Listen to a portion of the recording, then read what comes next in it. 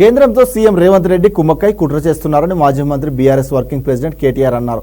సింగరేణిని ప్రైవేటీకరించేందుకే కేంద్రం తెలంగాణ బొగ్గు గనులను వేలం వేసిందని విమర్శించారు. సింగరేణికి బొగ్గు గనులు కేటాయించకుండా నష్టాల్లోకి నెట్టే ప్రయత్నం చేస్తున్నారని ఆరోపించారు. హైదరాబాద్లోని తెలంగాణ భవన్లో సింగరేణి పరిధి మాజీ ఎమ్మెల్యేలు, పార్టీ సీనియర్ నాయకులు, బొగ్గు గని కార్మిక సంఘ నాయకులతో కేటీఆర్ సమావేశమయ్యారు. ఈ సందర్భంగా కేటీఆర్ మాట్లాడుతూ కేంద్రంలో సీఎం కుమ్మక్కై బీజేపీకి అనుకూలంగా వ్యవహరిస్తున్నారన్నారు. లాభసాటిగా ఉన్న సింగరేణికి బొగ్గు గనులు కేటాయించకుండా నష్టాల్లోకి నెట్టే ప్రయత్నం చేస్తున్నారని ఆరోపించారు. ఆ తర్వాత సింగరేణి నష్టాల్లో ఉందంటూ పెట్టుబడుల ఉపసంహరణ కోసం సిద్ధం చేస్తున్నారని తెలిపారు. కాంగ్రెస్ బీజేపీలు ఒకటై నవ్వుకుంటూ సింగరేణి గనులను అమ్మకానికి పెట్టినట్టు ప్రతి సింగరేణి కార్మికునికి అర్థమవుతుందన్నారు. కేసీఆర్ ప్రభుత్వ రంగ సంస్థలతో ఉద్యమ కాలం నాటి నుంచి పనిచేస్తున్నారని గుర్తు చేశారు. సకల జనుల సమ్మె సమయంలో సింగరేణి ప్రాధాన్యతను దేశం గుర్తించిందన్నారు. సమ్మె కాలంలో 5 దక్షిణాది రాష్ట్రాలు అతలాకుతలమయ్యాయని తెలిపారు.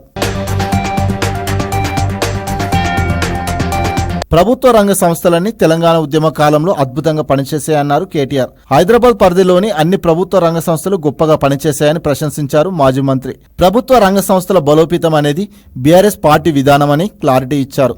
ఉద్యమ కాలం నుంచి ఆ తర్వాత ప్రభుత్వంలో ఉన్నప్పుడు కూడా ఇదే తమ విధానమన్నారు. అందుకే ప్రైవేట్ కంపెనీలు ఎంత ఒత్తిడి తెచ్చినా పక్కకు పెట్టి రైతు బీమాను ఎల్ఐసికి ఇచ్చామని గుర్తు చేశారు. విద్యుత్ ప్రాజెక్టులను కట్టే బాధ్యతలను బీహెచ్ఈఎల్కు అప్పగించామన్నారు. బీఆర్ఎస్ అధికారంలో ఉన్న 9.5 ఏళ్ల పాటు సింగరేణి సంస్థ అభివృద్ధి విస్తరణ కోసం పనిచేశామని ప్రతి కార్మికునికి అవగాహన ఉందన్నారు.